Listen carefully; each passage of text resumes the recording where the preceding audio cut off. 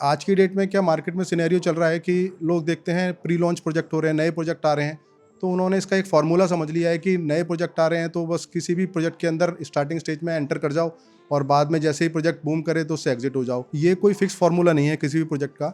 Luckily कई बार कोई जब बुल रन होती है मार्केट तो कई लोग स्टार्टिंग में एंटर करके और लोगों ने एग्जिट करा है अच्छे रेट पर, तो लोग इसका फार्मूला समझ लेते हैं कि ये हर बंदा इसी तरीके से कमाएगा, इसी तरीके से प्रॉफिट कमाएगा। बट एक्चुअल में ऐसा नहीं है। इस मार्केट से पैसा कमाना इतना ईजी नहीं है जितना लोग सोचते हैं। कभी कभी एक्सीडेंटली लोग कमा भी लेते हैं, तो लोग इसको एक तरह से फिक्स फार्मूला समझते हैं कि हमने प्री लॉन्च प्रोजेक्ट पे एंटर कर दिया और एग्जिट कर दिया।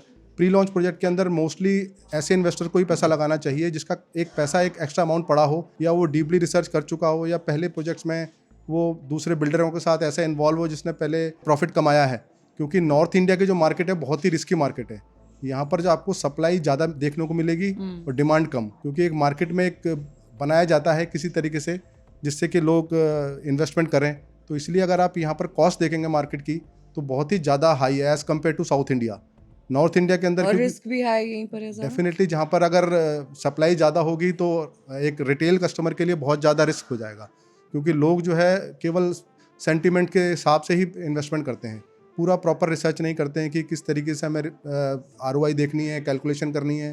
तो जब तक आप कैलकुलेशन नहीं करेंगे तो आप प्रॉफिट कैसे कमाएंगे प्रॉपर्टी से। इसके रिस्क इन्वॉल्व क्या है? देखिए, सबसे पहले तो मैंने आपको बताया कि जो प्री लॉन्च प्रोजेक्ट होता है उसके अंदर कुछ भी चीज़ क्लियर नहीं होती, क्योंकि रेरा अप्रूव नहीं होता। बिल्डर आपसे केवल एक EOI के नाम पे चेक लेता है, तो उसके अंदर ना तो लेआउट अप्रूव होते हैं, ना आपको पता होता है कि बिल्डर का एक्चुअल प्राइस क्या आएगा। तो आपको कुछ भी चीज़ क्लियर नहीं होती। केवल आप चैनल पार्टनर के नाम से या प्रॉपर्टी एजेंट के विश्वास पे आप चेक देते हैं। तो जब आप चेक दे देते हैं उसके बाद आपको बाद में जब रेरा आता है तब आपको आइडिया होता है कि आपने कितना जो प्रोजेक्ट आपने एक्सपेक्ट किया था उस हिसाब से लेआउट नहीं है। पहले बिल्डर क्या करते थे, प्रोजेक्ट के अंदर लोडिंग होती थी 25%, 30%। आज की डेट में बिल्डर 50% तक लोडिंग दे रहे हैं। जो फ्लैट आप देखते थे पहले 1200 स्क्वायर फीट का था, उसके अंदर जो कारपेट एरिया मिलता था अप्रॉक्सीमेटली 900 स्क्वायर फीट होता था। आज की डेट में जो 1200 स्क्वायर फीट के फ्लैट तो खैर कोई बिल्डर लेके ही नहीं आ रहा, बट जो 3 BHK के साइजेस आ रहे हैं बड़े बड़े 2000 स्क्वायर फीट, 2500 स्क्वायर फीट, उसके अंदर कारपेट एरिया बिल्कुल 50% हो जाता है। तो उनका कारपेट एरिया आप देखेंगे बिल्कुल 2 BHK की तरह है।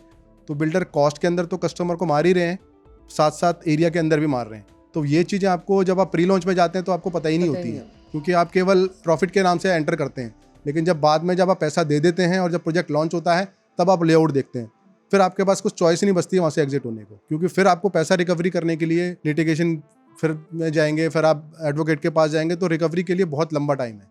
तो ये सब दिक्कतें बाद में कस्टमर को एज ए कस्टमर आप बहुत झेलते हो।